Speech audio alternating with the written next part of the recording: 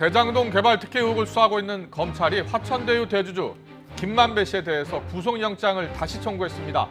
또 천화동인 4호 실소유주 남욱 변호사와 대장동 사업 전반에 깊숙이 관여한 정모 변호사에 대해서도 동시에 영장을 청구했습니다. 앞서 구속 기소된 유동규 전 성남도시개발공사 기획본부장에 대해서는 배임 등의 혐의를 적용해서 추가 기소했습니다.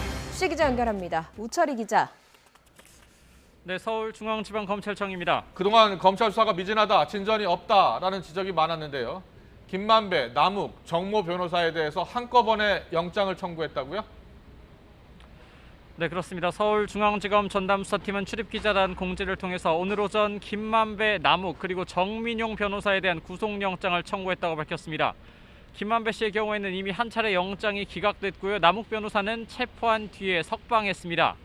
정 변호사는 공모지침서 작성에 주도적으로 관여하고 사업자 선정 심사에도 직접 참여했던 인물입니다. 뇌물 공여와 공여 약속 그리고 특정 경제범죄 가중처벌법상의 배임 혐의까지 적용됐습니다.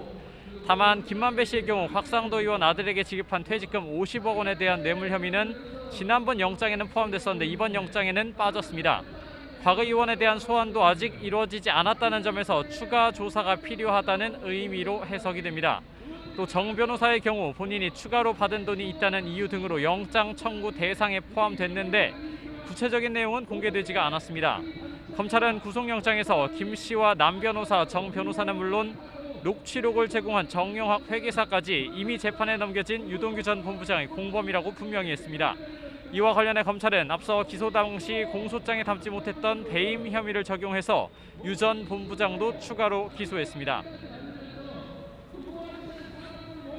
검찰이 그동안 유동규 전 본부장의 배임 혐의를 밝히는 데 있어서 어려움을 겪어왔는데 증거를 찾은 겁니까? 네, 혐의를 입증했다 이렇게 봐야 될 것 같습니다. 검찰은 유동규 전 본부장이 김만배 씨, 남욱 변호사, 정영학 회계사 그리고 정민용 변호사와 공모해서 민관 합동 대장동 개발 사업 과정에서 화천대유의 특혜를 몰아주고 성남시에 막대한 손해를 끼친 배임 혐의가 인정된다고 판단했습니다.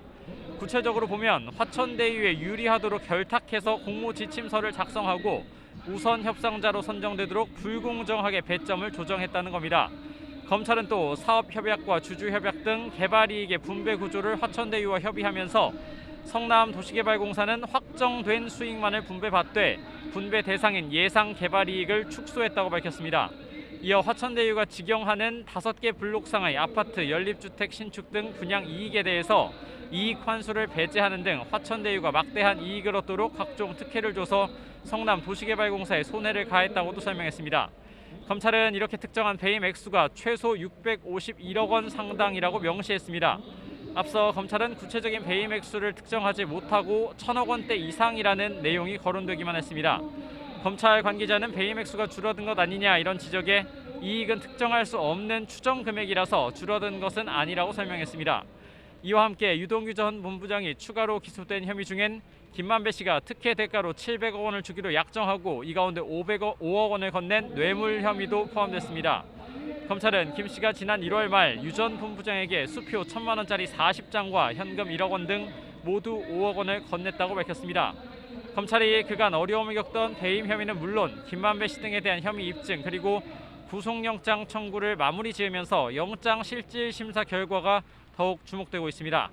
김 씨 등에 대한 구속 전 피의자 신문 그러니까 영장 실질 심사는 모레 오전부터 차례로 열리고 이르면 당일 밤에 구속 여부가 결정될 전망입니다.